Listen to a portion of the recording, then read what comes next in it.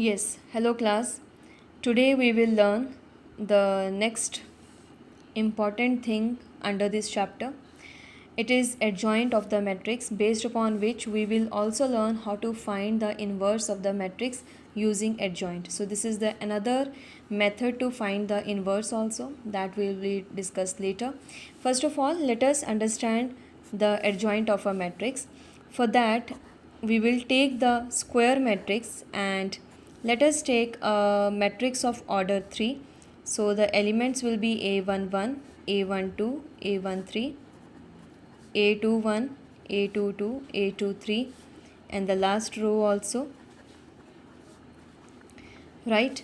If we take the matrix, it can be of order 2 or it can be of order 3. I am taking here the matrix of order 3, so it's a square matrix, no doubt. And in the previous video we have learned how to find the cofactors, right? So if any aij element is there and I have to find the cofactor of this, and we write it as capital Aij, where it will be minus 1 raised to power I plus j, that is minus 1 power row number plus column number of that particular element into the corresponding determinant, whatever corresponding determinant we are getting of this particular element. So if I take here I am finding the cofactor of A11, it will be capital A11 and it will be minus 1 power 1 plus 1 into the corresponding 2 by 2 determinant, that means the row and the column containing that element. If I eliminate, I am getting this 2 by 2 determinant. So it will be A22, A23, then A32 and A33. So this we have already discussed in the previous topic, how to find the cofactors.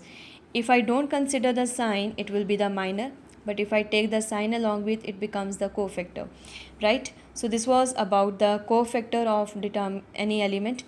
And if I find all the cofactors of all these 9 elements and I replace all these elements by their cofactors, right? So what I am going to do, I am writing the cofactors of the elements. So the cofactors will be represented by capital A's, A12, A13, then A21, A22, A23, and here A31, A32 and A33. If I write down this, now small a means the elements are there, capital A11 means the cofactor of 1 element, A12 means cofactor of A1 small A12 element, capital A33 means cofactor of this element, right? I have replaced all the elements by their cofactors. And next thing, if I take the transpose of this determinant, right? Now what is the transpose? When we take the transpose of any matrix, sorry, I use the word determinant, no, it is a matrix only. When we take the transpose of the matrix, what happens? The rows and the columns interchange. So the first row will become first column, second row will become second column, and the third row will become third column. It means it will become A11, A12, A13 first column. Then the second row we will write down as second column, and the third row we will write down as third column, right? This is the new matrix that we are getting, and this new matrix that we are getting is called adjoint of A. This capital A is representing the matrix, and A11, A12, that means Aij, capital Aij is representing the cofactor, small aij is representing the element. So when I replace the elements by their cofactors and take the transpose of that, I am getting a new matrix, and this new matrix is called adjoint of A, right? And based upon this, we have one theorem also. The theorem says if A be a given square matrix, if A be a given square matrix of order n, then this n will be either 2 or 3. Then what do we have? It will be A into adjoint A is equal to adjoint A into A, which is further equal to determinant A into I, where the order of this I will also be n only. What does it mean?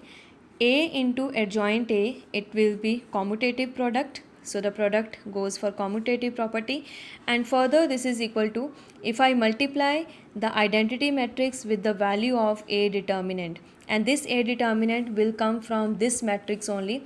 If I take the determinant of this matrix, I solve it, that value we substitute here, then these three things are equal. This is an important result. Based upon this, sometimes it can come for 1 mark also, right? So this is the first theorem based upon the adjoint. Okay, the next thing that is important here to understand, let me take another matrix B, and this matrix B let us take of order 2, A11, A12, A21, A22, right? And now I have to find the adjoint of this matrix B. What we will do, the cofactors of all these elements will be replaced with these elements. So the cofactor of A11, if I simply find the cofactor of A11, okay, let me show you the cofactor of A11 here. What will be that? A22 element. The cofactor of A12 element, A12 element odd positions, it will be minus A21. The cofactor of A21 element, this column and row will not come, element will be this, but sign will be negative. And the cofactor of A22 element, this A22 element, cofactor capital A22, it will be A11. Now when we find the adjoint of this matrix B, what will happen? The elements will get replaced by their cofactors, right? A11, A12, A21, A22, and we will take the transpose of this. Either you use here dash or you put T here, it's one and the same thing, right?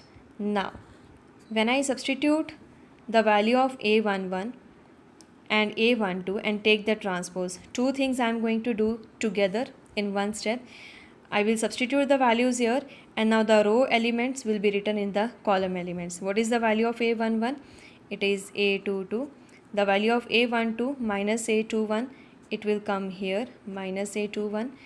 The values of these two will be written in the second column. A21 is minus A12, so minus A12, and A22 is here A11.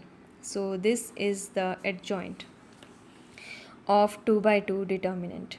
Now why I am doing this thing? Because I want you to see one simple relationship between the elements, positions and the signs when especially we are doing the adjoint of matrix order 2, right? What is happening here?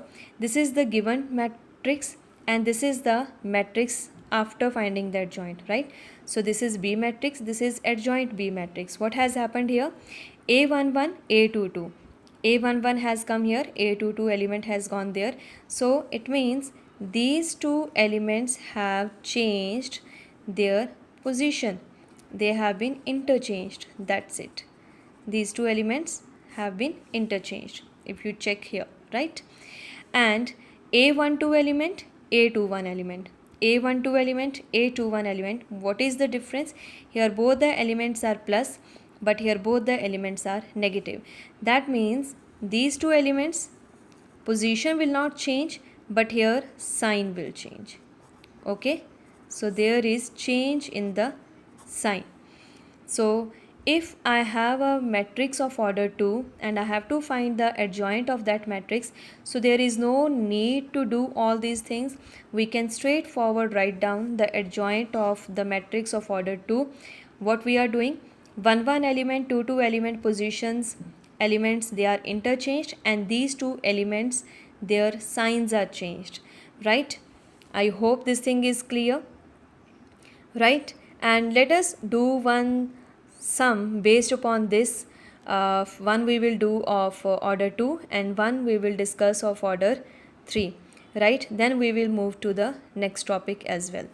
Okay, so let us take one simple uh, from the exercise we will take exercise 4.5, sum number 1 it is. We have to find the adjoint. So we will take, let the given matrix be equal to A. It is given 1, 2, 3 and 4. This is the given matrix and we have to find the adjoint. So this thing we can do straightforward. In order to find the adjoint, what will happen? These two elements will interchange their position. 4 will come here, 1 will come here, and these two elements only sign will get changed. Plus 2 will become minus 2, plus 3 will become minus 3, and this will be the adjoint of the given matrix. That's it, right? So but when we have the matrix of order 3, then what we will do? We will find the cofactor of each and every element. So let us do sum number 2. Here the given matrix, let us assume as A again, right? So the matrix is given 1, 2, minus 2, minus 1, 3, 0, then 2, 5 and 1. This is the given matrix. I hope we know how to find the cofactors.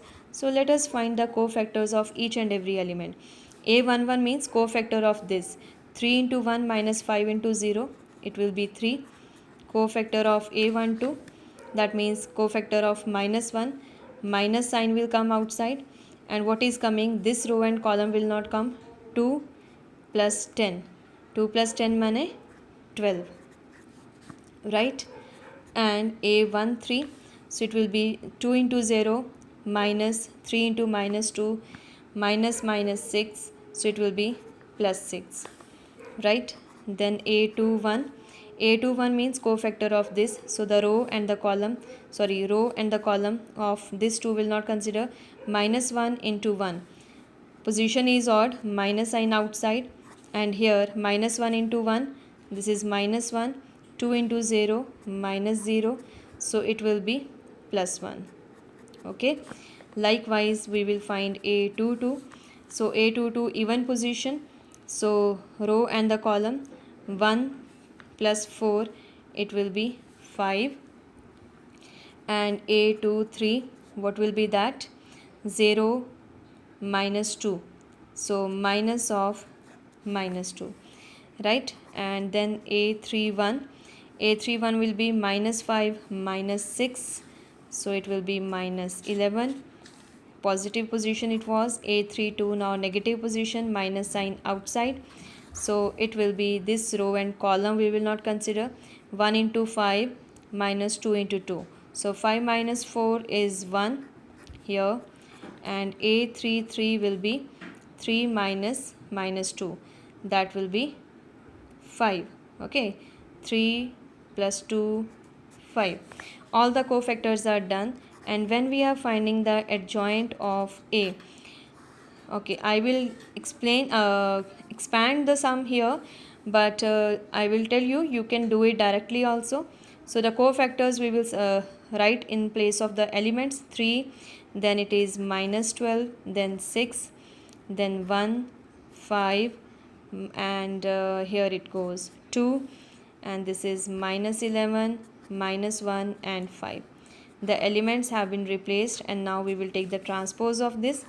It means adjoint of A will be, first row will be written as the first column, 3 minus 12, 6, second row as the second column, 1, 5 and 2, third row as the third column, and this is the adjoint of the matrix, right? So this is how we will find the adjoint of order 2.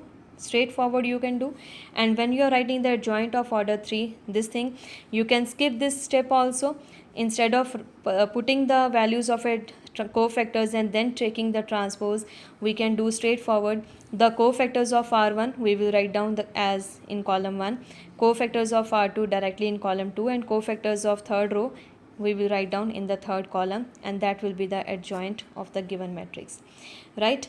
Based upon this, you people can do see, first two sums already done. Sum number 3 and 4 are based upon the result that we have just proved. Not proved, it is a theorem, no need of proof, and it is A into adjoint A equals to adjoint A into A equals to determinant A into I. the order of I will be same whatever order of A is given. If A matrix is given of order 3, I will be taken of order 3, and if A is of order 2, I also will be taken of order 2.